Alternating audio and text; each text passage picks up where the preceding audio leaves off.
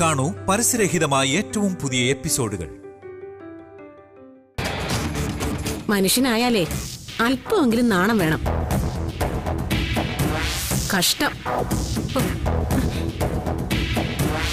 എടി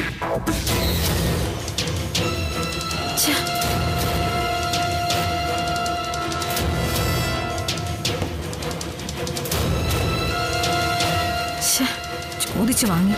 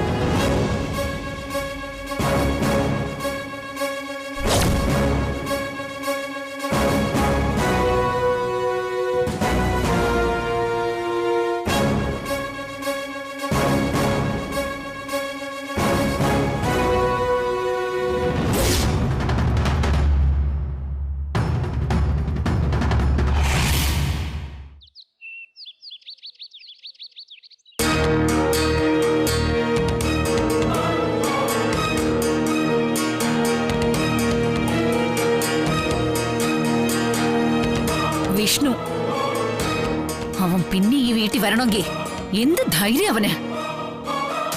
വന്നതുപോലെ തന്നെ നാണം കെട്ട് മടങ്ങുകയും ചെയ്തമ്മേ. പ്രീതി കണക്കിന് കൊടുത്തു. പെണ്ണുങ്ങളായാൽ ഇങ്ങനെ വേണം. സത്യത്തിനു വേണ്ടി പോരാടുമ്പോ സ്വന്തോ ബന്ധോ ഒന്നും നോക്കരുത്. വിഷ്ണു പിന്നെയും ഈ വീടിന് ചുറ്റും വട്ടം കറങ്ങുന്ന എന്തിനാന്ന് അമ്മയ്ക്ക് മനസ്സിലായോ? പ്രീതി അവരുടെ കയ്യിൽ കിട്ടിയാലല്ലേ സെന്റിമെന്റ്സ് ഒക്കെ പറഞ്ഞ് സ്വാധീനിച്ച് അവർക്ക് മൊഴിമാറ്റാൻ പറ്റൂ. നമ്മുടെ വീട് ആക്രമിച്ചെന്നും അമ്മയെ കൊല്ലാൻ നോക്കിയെന്നൊക്കെയുള്ളത് കള്ള കേസാന്ന് ആ ശ്രീരഞ്ജിനി റിപ്പോർട്ട് ചെയ്തിട്ടുണ്ട്. പക്ഷേ പായസത്തിൽ വിഷം ചേർത്ത് പ്രീതിയുടെ വയറ്റിലെ കുഞ്ഞിനെ കൊന്നെന്ന കേസ് അവരല്ല ആര് വിചാരിച്ചാലും ഒതുക്കാൻ പറ്റില്ല.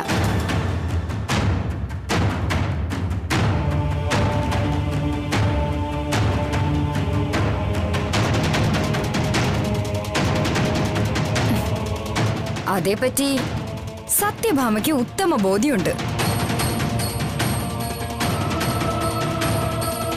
അന്വേഷണം മുന്നോട്ട് പോയാ അവര് കുടുങ്ങൂന്ന് ഉറപ്പല്ലേ? ഫോറൻസിക് തെളിവ് കൊടുക്കാന്ന് പറഞ്ഞ് സത്യഭാമയെ ജാമ്യത്തിൽ ഇറക്കിക്കൊണ്ടുപോയ ശാലിനിയുടെ പൊടി പോലും ഇല്ലല്ലോ കാണാൻ. പ്രീതിയെ കൊണ്ട് പരാതി പിൻവലിപ്പിക്കാനാവും അവരുടെ ശ്രമം.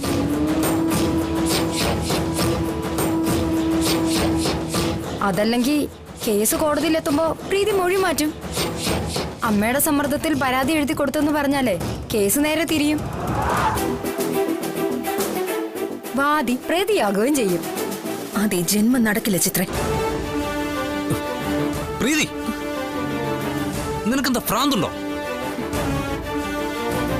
ആഹാ, വന്നല്ലോ പ്രതിഭാഗം വക്കീല്.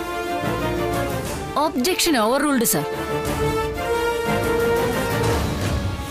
സാറിന് പെർഫോം ചെയ്യാനേ ഇത് കോടതിയല്ല. കോടതിയിൽ ഹാജരാവാൻ വക്കീലാവണമെന്നില്ലമ്മേ. എല്ലാവരും ഹാജരാവുകയും അവരവരുടെ ന്യായവാദങ്ങൾ നിരത്തി അനുകൂല വിധി നേടുകയും ചെയ്യേണ്ട ഒരു കോടതിയുണ്ട്, മനസ്സാക്ഷി കോടതി. ദൈവത്തിന്റെ കോടതിയെന്നും പറയാമേ. അവിടെ തോറ്റുപോയാ ജീവിതത്തിൽ മറ്റെന്ത് വിജയങ്ങൾ നേടിയാലും അത് ആസ്വദിക്കാൻ കഴിയില്ലമ്മേ. ആ വിധി നിനക്കൊണ്ടാവരുത് പ്രീതി.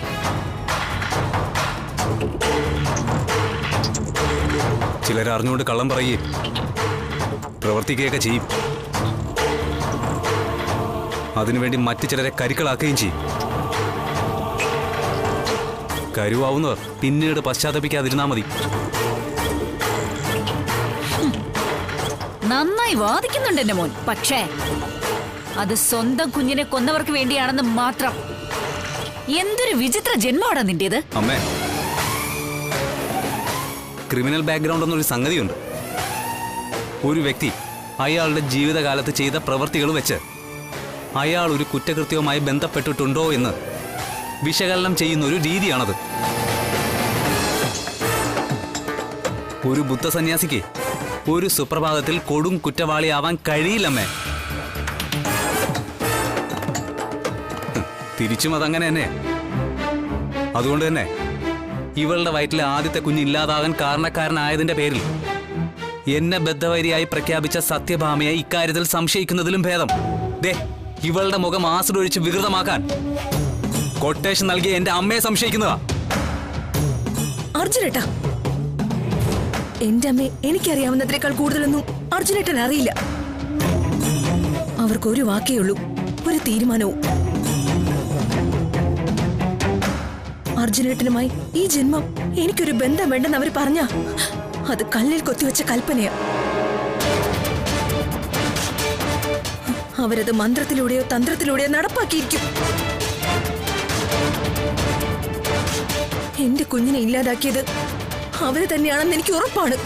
പ്രീതി,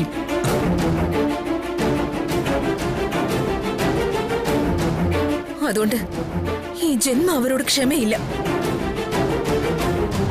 സത്യഭാമയുടെ മകള് തന്നെയാ ഞാനും. അവരെ ഞാൻ അഴി എണ്ണിച്ചിരിക്കും അർജുനേട്ടാ.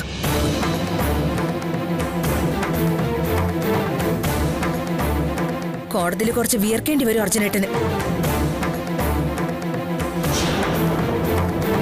പ്രീതി, നീ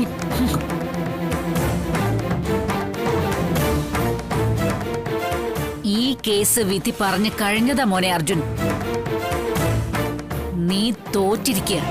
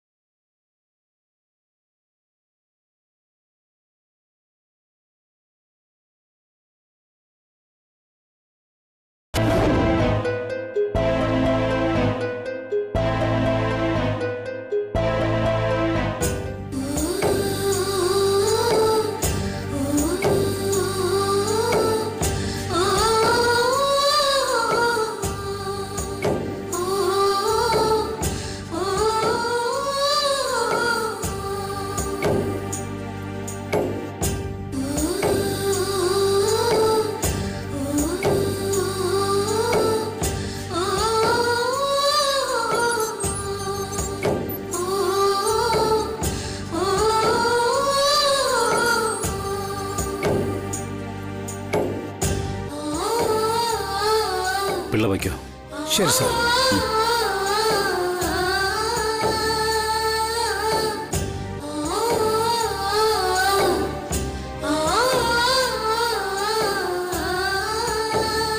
എന്താ ഭാമേ? രാഘവേട്ടൻ ഇത് കണ്ടോ?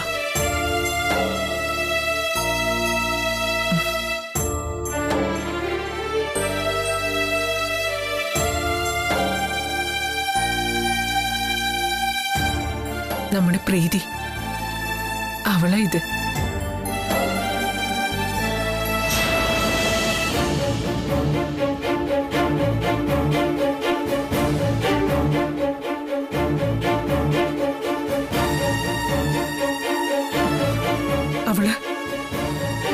അവൾ എന്തൊക്കെ എന്നെ പറ്റി പറഞ്ഞെന്ന് രാഘവേട്ടൻ അറിയോ?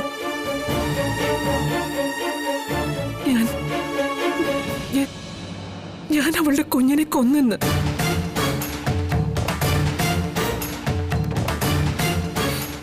അവൾക്ക് എങ്ങനെ അങ്ങനെയൊക്കെ പറയാൻ കഴിയാ?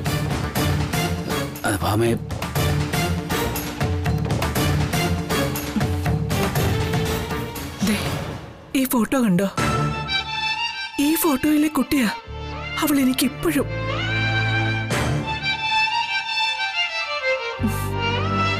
നോക്ക്, എന്ത് കുട്ടിത്ത അവൾക്ക്, എത്ര നിഷ്കളങ്കത അവൾക്കെന്ന്.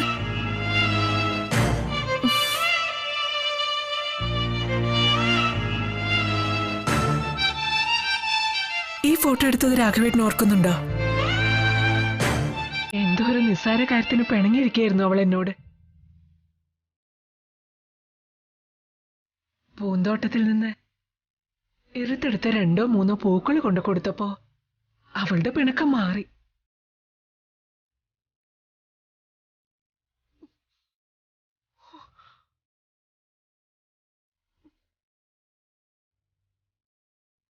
ഇനി എന്തു കൊടുത്തിട്ടാ, എന്ത് ചെയ്തിട്ടാ ഞാൻ അവളോട് പ്രായശ്ചിത്തം ചെയ്യേണ്ടത്? അതും ചെയ്യാത്ത തെറ്റിന്.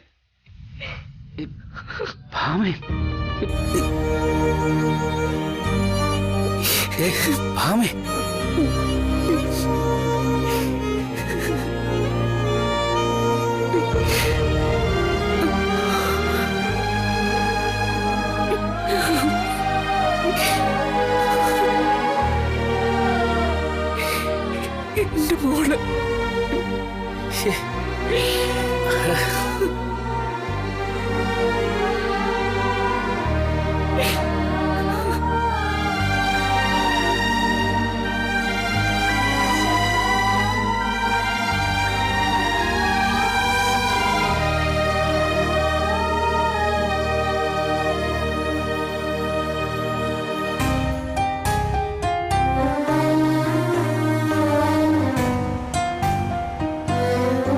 എന്താ അച്ഛനെ മുഖത്തൊരു വാട്ടം?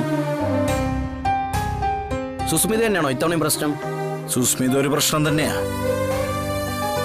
പക്ഷെ ഇത്തവണ അവളല്ല. പിന്നെ ആശാന്റെ പ്രശ്നം എന്താന്ന് വെച്ചാ പറ, പരിഹരിക്കാൻ ഞങ്ങൾ ഇടവും മലവും നിൽക്കുമല്ലേ. എടാ, ഇതങ്ങനെ എളുപ്പം പരിഹരിക്കാവുന്ന പ്രശ്നമല്ലടാ. ആശാൻ എന്താ ഈ ഞങ്ങളെ പറ്റി ധരിച്ചു വെച്ചിരിക്കുന്നേ? ഏത് പ്രശ്നം പുഷ്പം പോലെ പരിഹരിക്കാം. നമ്മുടെ വഴിയിൽ തടസ്സം നിൽക്കുന്നത് ആരായാലും ഇടിച്ച് പപ്പടാക്കാം. കയ്യോ കാലോ വെട്ടണോ ഏറ്റു. ഇനിയിപ്പോ തല എടുക്കണമെങ്കിൽ അതും ആവാം. എടാ, അങ്ങനെ എന്തെങ്കിലും ആണെങ്കിൽ ഞാൻ തന്നെ പരിഹരിക്കില്ലേ? വിഷയം എന്താണ് പറയാ ആശാനെ? സ്വത്തോ പണമോ പദവിയോ രാഷ്ട്രീയോ, അതോ ഇനി സിനിമയായിട്ട് എന്തെങ്കിലും ബന്ധപ്പെട്ട കാര്യമാണോ? അതൊന്നുമല്ല. പറ ആശാനെ. ആശാൻ പറയുന്നു വിദ്യാഭ്യാസം പരിഹരിക്കാൻ പറ്റുമോ? നിങ്ങളൊക്കെ ഏത് ക്ലാസ് വരെ പഠിച്ചിട്ടുണ്ട്?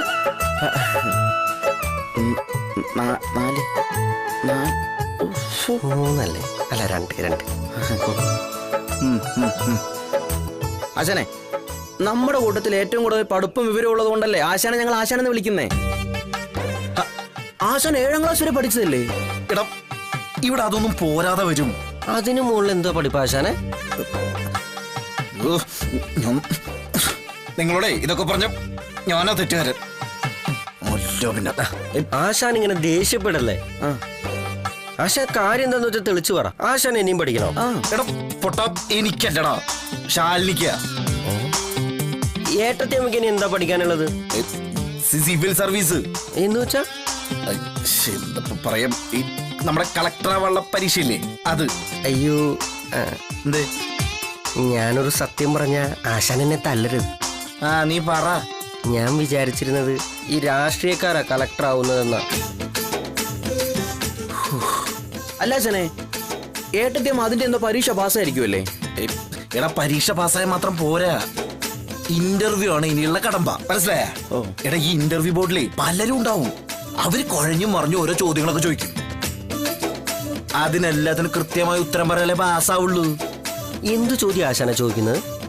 അതൊന്നും ഇപ്പൊ പറയാൻ പറ്റില്ല, എന്തിനു പറ്റി വേണമെങ്കിൽ ചോദിക്കാം. അതെന്ത് പരീക്ഷയാ? എന്തിനെ പറ്റിയ ചോദിക്കുന്ന അറിയാതെ എങ്ങനെ മറുപടി പറയാനാ? ഓ, ഇതാ ഞാൻ കളക്ടർ ഒന്നും ആവാൻ പോകത്ത്. എന്തോ എന്താ ആശാനെ? 4ാം ക്ലാസ് വരെ പഠിച്ച നീ അതെ, കളക്ടർ. അല്ല ആശാനെ, അവര് നമുക്ക് അങ്ങ് കിഡ്നാപ്പ് ചെയ്താലോ? ആരെ? ആശാൻ പറഞ്ഞ ആ ബോർഡിലുള്ളവരെ, ഇന്റർവ്യൂ ബോർഡിലുള്ളവരെ. അത് തന്നെ. അവര് ചോദിക്കുന്ന ചോദ്യങ്ങൾ എന്താന്ന് അവരോട് തന്നെ ചോദിക്കാലോ. ഒരൊറ്റ പടപടച്ചുണ്ടല്ലോ. എടാ നടക്കണോ, ആര് വല്ലതും പറടാ. നിന്നുണ്ടല്ലോ, നിങ്ങൾ രണ്ടരത്തിനൊരു ഒന്നിനും കൊണ്ടില്ല. എടാ മനുഷ്യനൊരു ആവശ്യം വരുമ്പോ സഹായിക്കാൻ പറ്റിയില്ലെങ്കിൽ പിന്നെ എന്തിനാടാ സുഹൃത്തുക്കള്? എനിക്കാണെങ്കിൽ പഠിപ്പില്ലാണ്ടായിപ്പോയി. കൂടെ കൂടിയമാരെ കൊണ്ട് ഒന്നിനും കൊള്ളില്ല. വെറുതെ ചെല്ലും ചെലവും കൊടുത്ത് കൊണ്ടു നടക്കാന്നല്ലാതെ എന്തൊരു പറഞ്ഞ പോയാലോ.